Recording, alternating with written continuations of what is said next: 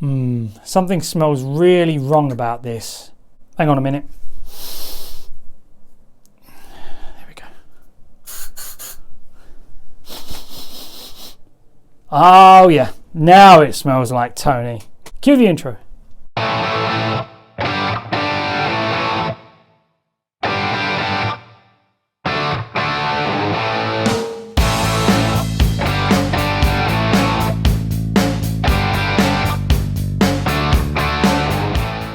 Hi guys, Billy back, and this time we're going to be looking at the Mictoys or MIC Toys 1/6 scale Tony S.H.I.E.L.D figure, also known as Tony Stark from the Tesseract Heist in the movie Avengers Endgame. That is a pretty big title. See, Hot Toys aren't the only ones with shipper game. MIC Toys also have their own shipper. It comes with their logo on the front. All it's got is number 002 on the side. Now number 001 was actually the Steve Rogers in Army Fatigues back in the 70s. That was the original figure that they did in 001. I do have that coming because I want the accessories with it, and I might swap the body out and all that and see what you get. But also on the other side, number 002, and on the back, the same logo. Okay, let's pop this open and see what we get. Ooh, interesting.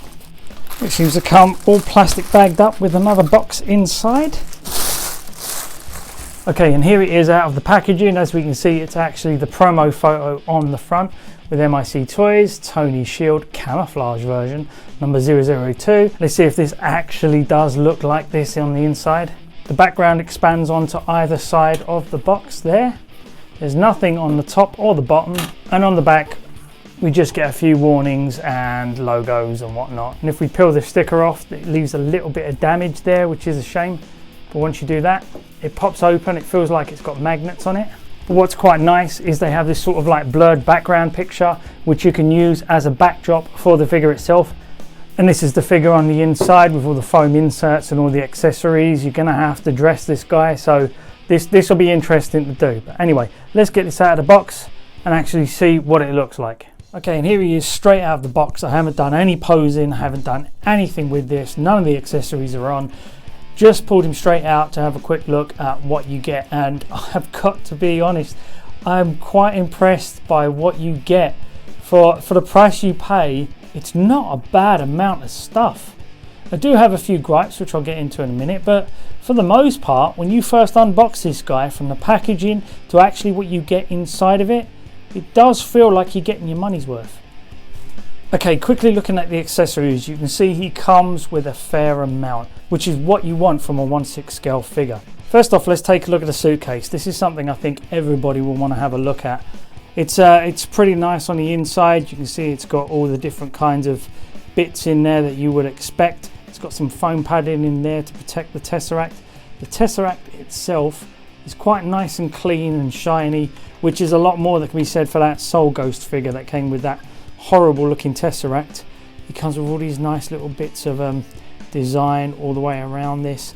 I don't think it's as detailed as maybe the Hot Toys version, but it's still pretty nice. Now, as you can see, it does close up and it can click into place. And then on the outside, it's just a clear silver case, but I've even gone to the extra effort and actually put the foot pegs for the case in a different color. Now it does have a light up feature, and this is where the batteries go. So you're going to push this tab inwards and lift this up, and inside that's where the battery compartment is. It comes with 3 LR936 batteries, and this is the way the batteries go around. The minus is to the spring, and then it's to the front, and then when you turn it on, it does light up. But I do think that this red bit it's a tad weak, especially around here. It's a little bit faded. You could actually get some Tamiya clear red and then go around and repaint these bits just a little bit more. But all of it lights up pretty nicely. There we go. Tesseract lights up. The whole thing looks pretty nice. That's pretty much the reason I bought this figure, to be honest, because since Avengers 1, this suitcase with a Tesseract in has been pretty iconic. So I'm glad to have it finally in 1/6 scale. You had to pretty much hunt down an original Avengers Nick Fury to get this, but now you can get it like this now. He also comes with a military helmet, which looks pretty nice. It's very accurate to the movie actually. All these bits around the side were actually on the helmet that Tony Stark wore. He even had this clip on the front that he's supposed to attach together. I'll do that once I fully dress him. Comes with all the straps. I think the straps are a little thick. We'll see how it works. I mean, on the prototype they were a little thick. He comes with a gun holster which will attach to the side of his leg. Speaking of guns, this is actually the gun, which is, I believe, is actually more surprisingly accurate to the movie than I thought. I think this is like a torch or something on the front. Then it comes with a security lanyard that you attach to his leg. So it looks like a proper secure gun on his leg. He comes with 4 magazines which are all going to attach to the vest. They're all pretty much the same. This is the back of them there with the tabs for protecting the clip holders here. But funny enough, this is pretty cool because the clips actually come out. It's a shame they're not more weathered. They could do with a little bit more of a dry brush in gunmetal, but however, they've painted the bullet in the top here, which I'm really surprised by. I actually thought they weren't going to do that. I just thought that these would just be all one piece casted. They've actually gone a bit further than that, and you're able to pull the magazines out of their holders on his chest if you really want to. Comes with a nice pair of goggles. I do love me a pair of goggles. They sit on top of his head or across his eyes if you want. That's how I'm going to pose him, with these on his eyes. I think this will really help with hiding any sort of flaws in the head sculpt. He comes with a balaclava that goes over his head, just like in the movie. And he comes with the vest. Now the vest is really nice. This is where the clips sit. But I don't think this is actually movie accurate. I believe the movie accurate version had 2 straps over the top here, and it was smaller around this area here. But that's not too bad. I mean, it's a nitpick, but it is there to pick on if you really want. But it feels really sturdy. This could be a little stiff and a little thick on the body though. We will see. And he comes with 2 gripping hands, left and right, for when he's holding the suitcase. If you want to hold a suitcase, which I will. So now that we've looked at the accessories, let's look at the figure itself. Take a look at the head sculpt. We can see that it's not bad. Again, it's a little slim, but I think that's deliberate because I think they want it to actually fit with the rest of the body, especially with all the armor on. So when he's got the balaclava on and he's also got the helmet on, I think it will thicken this head sculpt out a lot. So they didn't want to make it too thick for fear of making the whole thing out of proportion. But also, I think the hair is very light. It's nicely sculpted, but not great. It's a little bit soft in the detail. And I think the hair is a bit like way too blonde. And if I'm being honest, I would have liked a little bit more of the greyness in the beard. The face is a little older, but the facial hair doesn't actually portray the aged Tony Stark that we see in Endgame. But there is a very nice sculpt under here. I do think the eyes are a little dark and they're quite big irises, but overall it's not bad, and I have a funny feeling it's going to look fantastic when it's got the balaclava and the helmet and the goggles on, which basically hides most of the face. But you just need it for the effect of looking like Tony Stark in SWAT gear. And then if we come down to the top, we can see that the blue is a little bit light. I believe for the majority of the scene it was a lot darker, but if I recall, it does lighten up a little bit once he gets knocked on the floor by the Hulk. It does look like a lighter blue like this, but for the majority of the scene it does look a lot darker than this. But it does look suitably like something S.H.I.E.L.D would wear. It does have the logo on the side. These are a little bit firm and stiff, so I'd prefer if they were slightly a bit more printed on the cloth. They make the arm look a little bit flat there, but I've even added the little bits on the back, which actually shows off that stitching quite nicely. My only real gripe with most 1/6 scale figures is the size of the zips. The zips are huge, but then I doubt they'll be able to get that right anytime soon in 1/6 scale form. The freedom of the suit allows you to pose him quite well. Doesn't have a lot of problems. It is a regular 1/6 scale body, which has all the articulation you would expect. Bicep swivels, double jointed arms, wrist pegs for the hands, middle torso, although that head is a little loose on there, which is a bit of a shame. Waist swivel, thigh swivel. The leg goes up to about, well, it goes quite high actually if you really want to pose him out. double bend in the knee. The feet are on wrist pegs and they can ankle pivot quite a lot. So there's plenty of posing options for him. Coming down, we can see that this canvas belt across the front fits really nicely around the waist. And I believe this is actually movie accurate. It is sort of clipped at the front there. And then around the side, we can see this is where the gun holster sits on his thigh. Not a lot of weathering, I'm afraid. It could do with a little bit more, but that's easily done with a dry brush. And then you can see that he does have the combat trousers on, nicely stitched with all the pockets you would expect. He even has some Velcro straps around the back here. I'm not entirely sure what happens with those, if anything, but the pockets are all suitably sized for the 1/6 scale.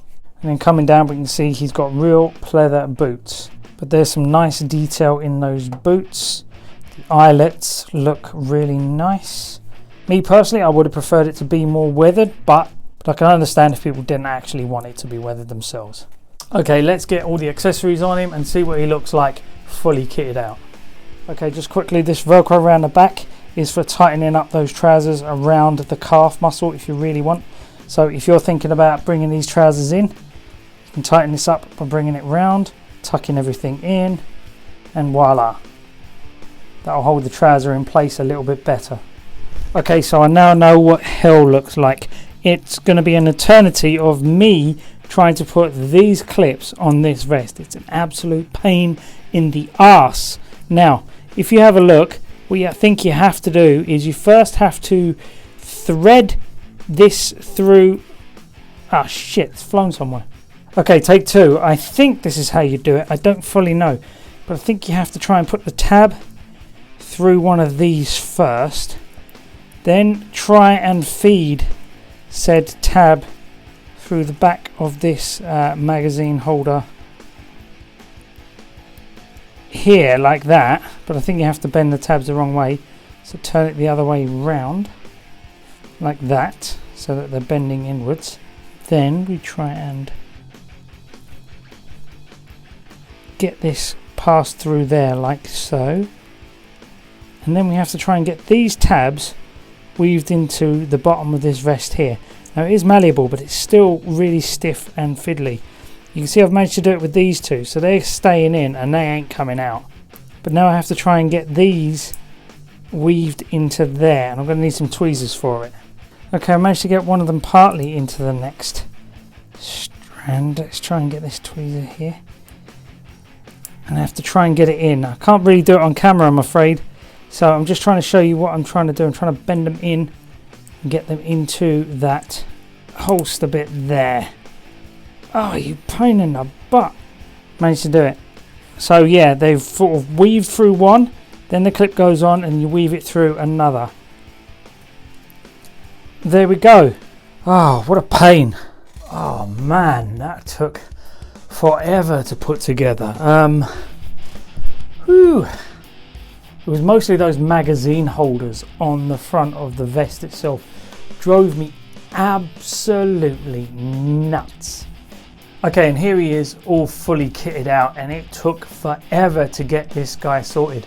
If you are a collector of sort of military figures and things like that, you probably know what the hell I'm talking about. All these straps, all this webbing. You got the straps up on his helmet here. I wasn't happy with how loose they were, so it took ages to try and tighten everything up. This gun piece here drove me nuts because I had to actually glue that in place because there is a bit of a guard on the back of it and it pushes against the actual holster, which means it's working against itself to stay pegged into that leg guard because it will not stay in, it just keeps falling out. It took a while, but I managed to do it and now it's glued. It's fine. I have to do some work on the boots here. This one's a little bit too tight, it's a bit wonky, doesn't seem to fit very well, and this leg keeps popping out. But I've worked for nearly goddamn an hour and a half, maybe 2 hours getting this thing up and running. So I'll be damned if I'm gonna spend another minute on it today. But as you can see, this is pretty much all you're gonna get with it. But once everything is on him, it really works well. The fact that he has a slightly skinnier head sculpt actually works in this figure's favour, because once you've put the helmet on and the face mask and things like that, it thickens the whole figure out. So they kind of worked out that if they put everything a little bit skinnier, then once all the gear was on him, he'd look much more like Tony Stark. And the same with the upper body. They put padding in the legs, but they didn't put much or any padding in the upper body. So without this flak jacket on, it looks really weird. It looks like they've got really thick thighs and absolutely really skinny upper body. But that was by design, because now when you put that flak jacket on, it sort of matches with those legs. And I can tell you right now, if any of those magazines fall off that vest, they are never going back on there. It drove me freaking nuts to put them on.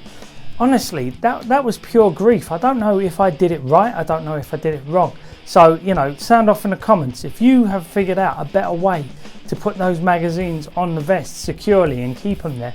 Let me know. I'm also not sure what I should do with this security strap here. I'm not sure if this is supposed to get fixed onto his belt here or somewhere. I don't really know. And I forgot to mention this when I was showing the accessories, but yes, the magazine does come out of the gun and it does show a bullet in there. So do not worry.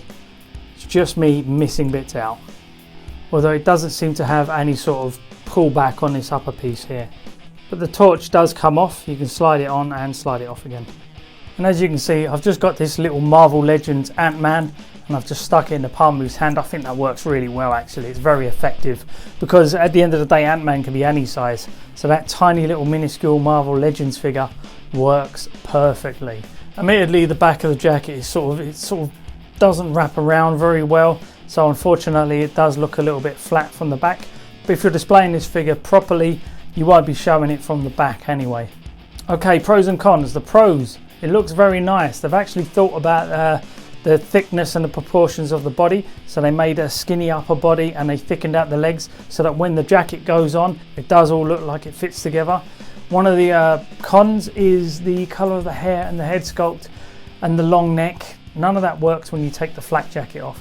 So he really does only really work when you've got him fully kitted out. But I don't see why you would not have him kitted out, to be honest. One of my concerns going forward is the balaclava. I think that wrapped around the head sculpt, there's dyes in that balaclava.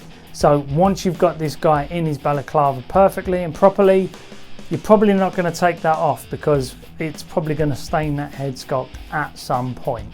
However, I really like the goggles. The goggles work really well. They're properly proportioned. They fit really nice and they don't look out of place. And that helmet does fit on perfectly and is surprisingly screen accurate.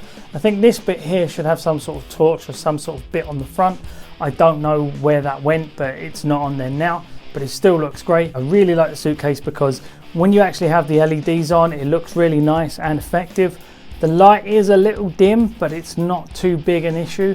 And there is a slight bit of fading in some of the red parts inside the case, but it's not too bad. There is a slight lack of weathering on the figure, which is a shame. I would have liked it to actually have just a little bit more wear and tear, but that's something that I can do myself if I really want.